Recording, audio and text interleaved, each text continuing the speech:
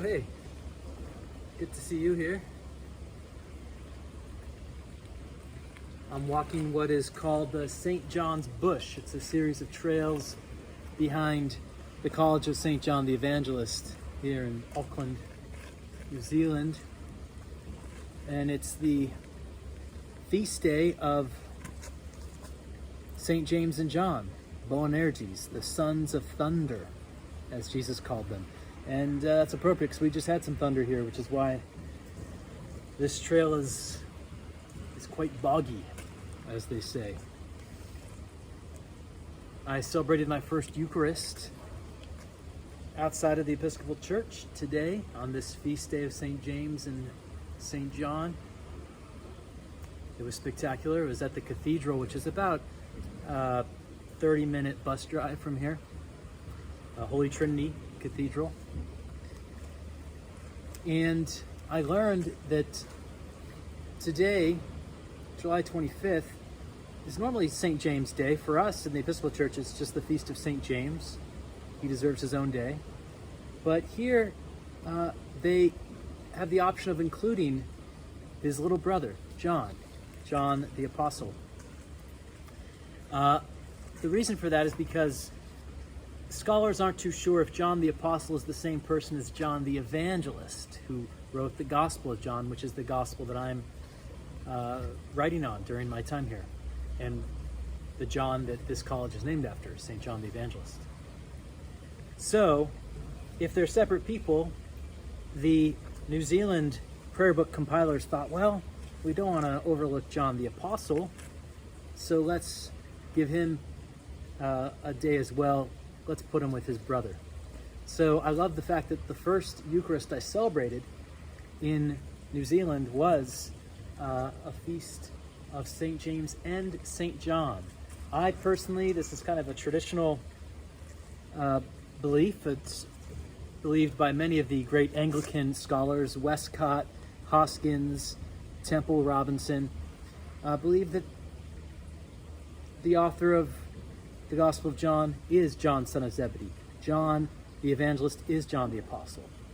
So, for those who believe that they're the same person, we get to celebrate John twice a year. We get to celebrate John in December, which is his feast day of St. John the Evangelist, December 27th. I usually preach on him around Christmas, sometimes on Christmas Day when we read the great prologue, The Word Became Flesh. The beginning was the Word, and the Word became flesh. He's often overlooked because his feast day is so close to Christmas. But here you can celebrate him Christmas and in July. Christmas in July, right? Which is ironic because all of their Christmases here are in the summer. Here we are in the middle of July, and it's very cool, cold actually. It's winter here in the southern hemisphere. So, yeah, just want to send my greetings and say I'm enjoying spending time with the Gospel of John and John the Apostle and John the Evangelist.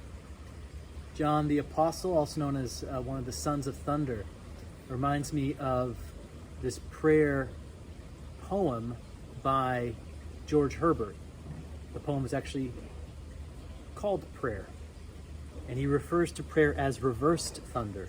And we see in John the Apostle this pilgrimage, this journey, the spiritual journey, from becoming a pretty fierce, impetuous, impatient person, which might be where he got the name Son of Thunder, to becoming a great pillar of the church.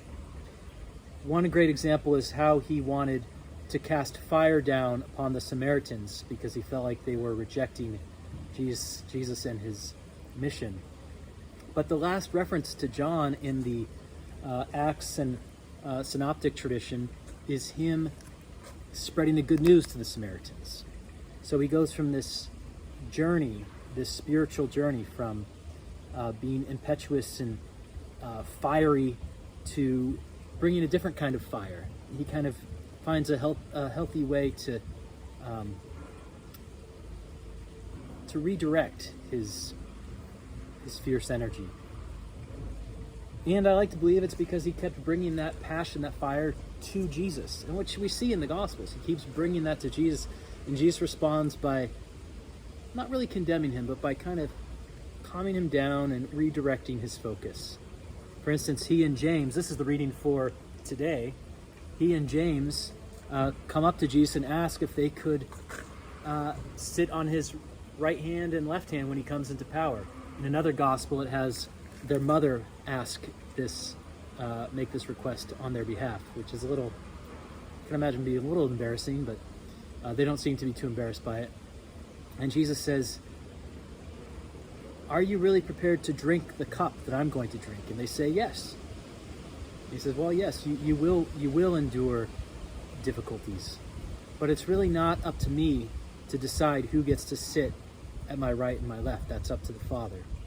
And really, what we're all about here is not positions of great power and honor and glory in which other people are serving us. Our job is to serve others. The Son of Man came not to be served, but to serve, and to give his life as a ransom for many. So that's the cup that I'm offering you. And that's what John and James eventually did. James is considered the first apostle to be martyred. John was never martyred, as far as we know, but he continued to write and he continued to spread the message of the good news, spread the message of love. In fact, there's a story told by St. Jerome that in his older years, he became more laconic, he became a man of fewer words, and he kept just saying this: "Little children, love one another." And people were saying, his students, Polycarp and then Irenaeus kept saying, "Hey, can you give us a little bit more?" And he said, "Well, this was the Lord's commandment. Why say anything else? Because if we do this, that will be enough. Little children, love one another. Little children, love one another, because God is love." And part of that love involves being appreciative of the gifts that are all around us. And what I'm writing about in my reflections on the Gospel of John are all about the senses. How can we love God, love others, and love ourselves through a healthy appreciation of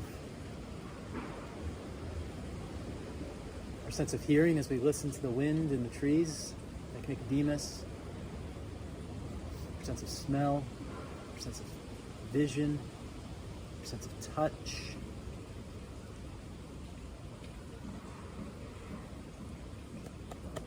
and our heart sense. Our heart sense.